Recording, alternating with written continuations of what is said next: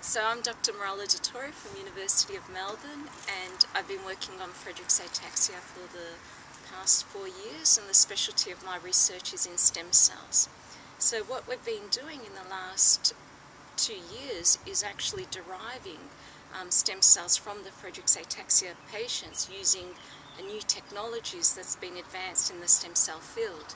This is called Induced pluripotent stem cells, or commonly known as iPS cells. So essentially what happens in this process is that we take skin fibroblasts from the patients and we introduce 4 or 5 genes or proteins that we know are important to make a stem cell be a stem cell. And essentially what that does is that it converts, or we say reprograms, these skin cells to become embryonic stem cell-like cells. So now we have stem cells from the patients that then we can make them into different cell types. And what we're interested in is making them into the cell types that we know specifically degenerating Friedreich's ataxia. And that's the specialty of our research.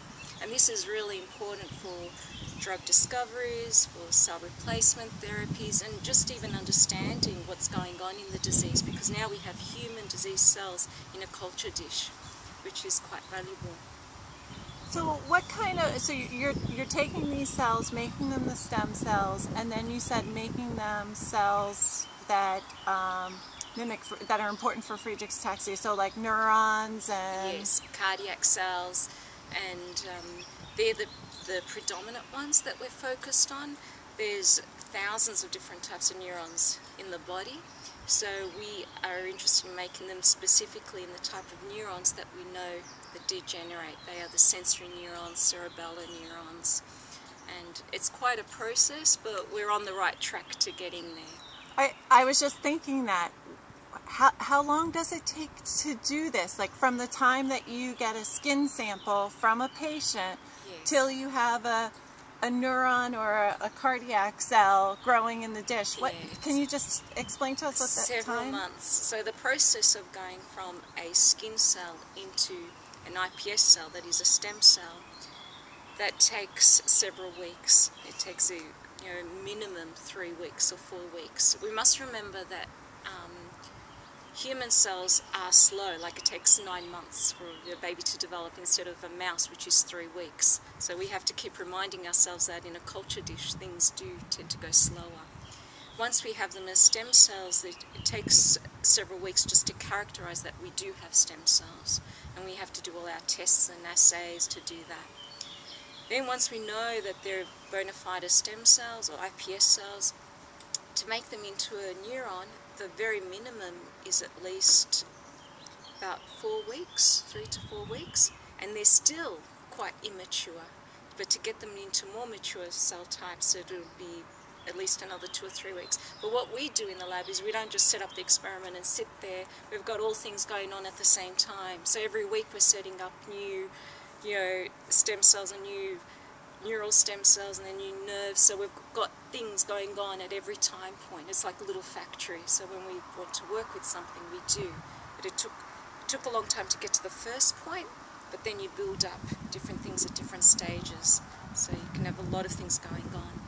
I imagine that these stem cells, while everybody always thinks, you immediately go to how is this going to help us for therapy, yes, but the other thing just seems really amazing to me is that these cells will also hopefully be able to tell us what's going on through the normal through the degenerative process, that's yes, a part of the disease, and that's something that we can't really study well in patients. Exactly, because at the moment there are some animal models, some mouse models of Friedreich's ataxia. Whilst they're very, very useful for many things, the issues they have with them is that it's a very late onset. You don't start seeing symptoms after several months. So it's quite frustrating for scientists sometimes to work with that, even though they're still excellent models for drug discoveries and understanding pathogenesis. Now, in terms of having human tissue, what was the most available that people use tends to be blood cell types or even skin biopsy samples, but they're not the cell types that are affected in Friedreich's ataxia. And it's really important to have the right cell types that we know degenerate, because not every cell is the same. Even though frataxin protein is expressed in every cell type, it functions perhaps in a different way, in different levels. So to truly understand what's going on in the disease, the ideal model would be to have that specific cell type that we know dies from that disease. And obviously we can't get neural tissue from patients and biopsy samples, so now we have a whole new way in which we can get there without being invasive. So it's opened up a new opportunities for people now to work with these cells, to ask different questions on all different levels. Are we at the point now where people are able to start asking some of those questions or testing some of the drugs in these cells, or are we still at the point where we're creating them? I think we're very close. I think when I say very close, because it took a while to make the cells, and now we're not quite at the point that we've made them into the very specific nerve cell types that degenerate, but we're on the right track. So what we're doing is we work with what we've got, and then we try and at the same time trying to make it better, but we still work with what we got. So what we're working with at the moment are just nerves. We do have nerves, human disease nerves, which is far more valuable than what we've had with other things, even if it's not the cerebellar neurons or the sensory neurons.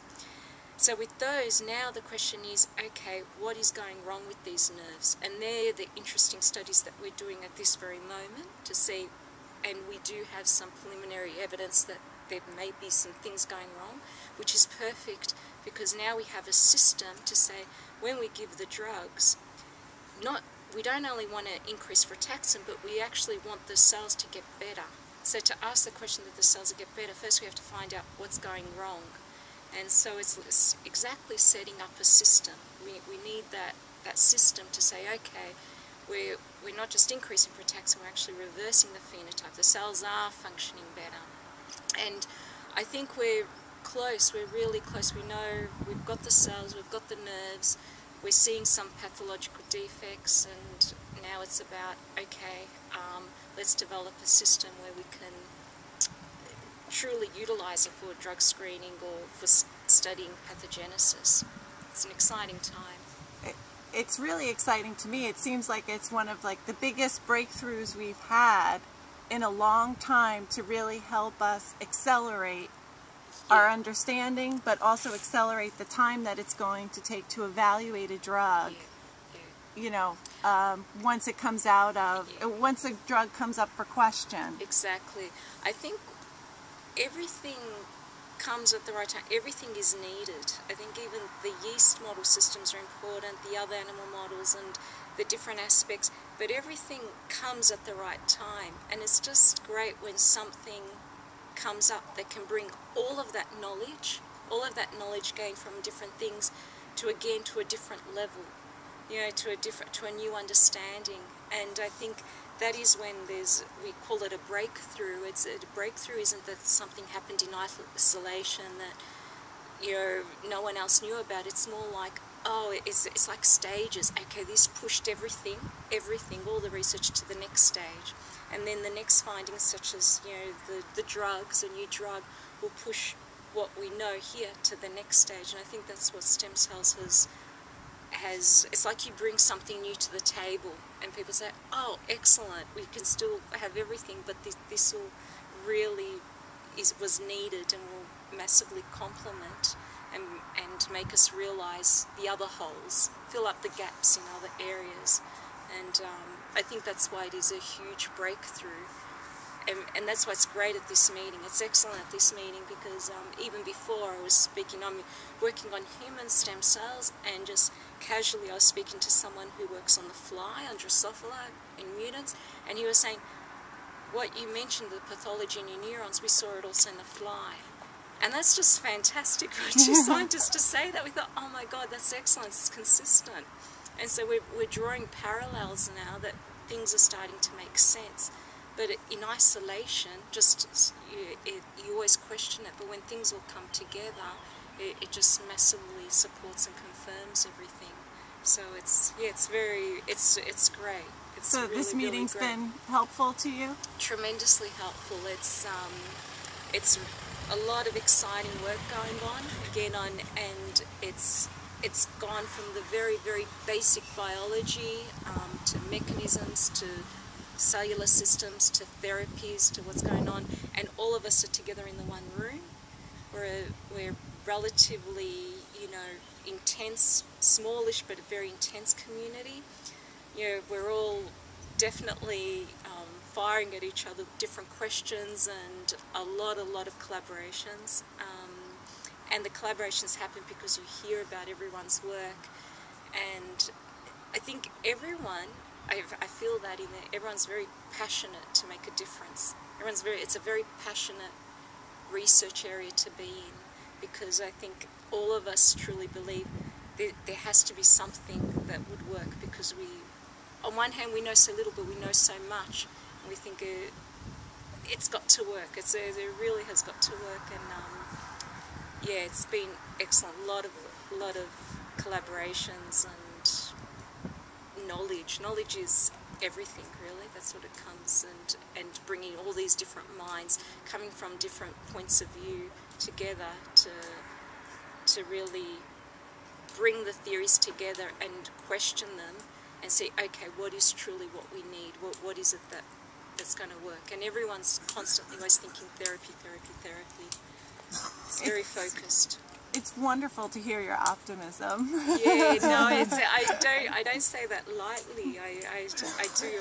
It really is. I see it because I feel it. And I'm saying it because I feel it. It's a passionate field to be in, and I think all of us feel like that. I don't know. In some ways, like it should just be around the corner here, because we know the protein. I work on some other neurodegenerative diseases, and the hard part with those, the massive challenges is, for many of them we don't even know the genes that are involved, and it's extremely complicated. And whereas in Friedreich's ataxia, in many ways, because we know the causes and the genetic defects and some of the principal features that's why it seems like this is a problem that should be solved, that should be able to be solved, because we're way ahead in comparison to a lot of other degenerative diseases. So that's why I don't say it lightly.